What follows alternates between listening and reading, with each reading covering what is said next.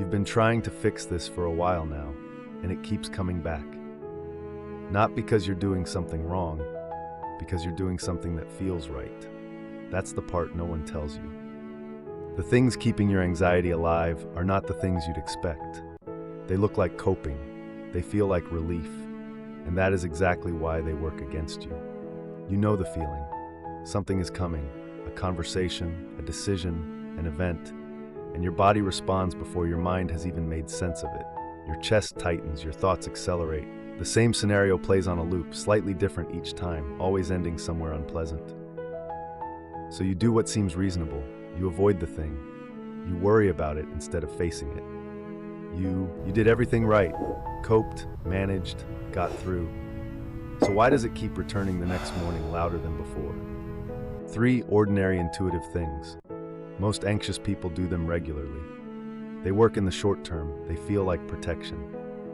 But over time, each one quietly teaches the brain to stay afraid. Not because the brain is broken, because it's doing exactly what it was designed to do. It's learning. And without knowing it, you've been teaching it the world is more dangerous than it is. These aren't character flaws or signs of weakness. They are patterns. And patterns, once clearly seen, can always be changed. The first thing is avoidance. And this one is the hardest to challenge because avoidance is so immediately effective. You feel anxious about something, a conversation, a crowded room, an unfamiliar place. You decide not to go, not to call, not to try. The anxiety lifts and your brain records the lesson. I was right. That was dangerous. We escaped.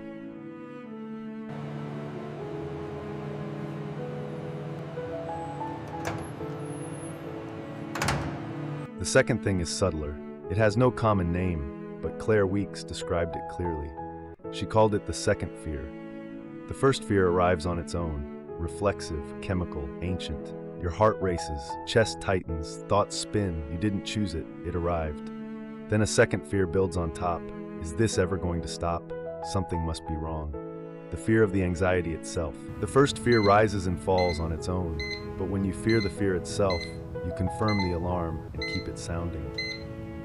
The third thing disguises itself as rest. It is doing nothing. Not the restorative kind, the anxious kind. Lying on the couch, phone in hand, doom scrolling, waiting for the day to pass. From the outside, it looks like someone who needs a break.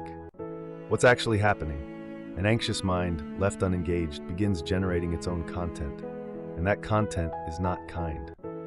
An anxious mind, given nothing to engage it, will use every empty moment to script each possible worst-case scenario it can find. If you're enjoying this content, subscribe to the channel and hit the bell icon so you never miss our videos. None of these feel like mistakes while you're doing them. That's what makes them so persistent. Avoidance feels like reasonable caution. The second fear feels like taking your symptoms seriously. Doing nothing feels like rest. And in smaller doses without anxiety, all 3 might be exactly right. But under the conditions of an anxious mind, each one adds weight to the thing you're trying to lift. The cost is not one dramatic collapse. It is a slow narrowing. One canceled plan, one missed chance, one room avoided. Here's where the cruelty lives. Not in the anxiety itself, but in how hard you've been trying. Every avoidance was an attempt to cope. Every second fear was your mind taking your suffering seriously. Every quiet afternoon was you trying to rest. The intention was always to feel better. The effect was always more anxiety. That gap is not your fault, but once seen, it changes everything. Seeing these 3 things doesn't fix them overnight. That's important to say. The brain doesn't unlearn in a single sitting what it spent years practicing. But awareness is not a small thing. It is, in fact, the only place any of this begins. You cannot change a pattern you cannot see. The opposite of avoidance is not courage or recklessness. It is one small step towards something that genuinely matters.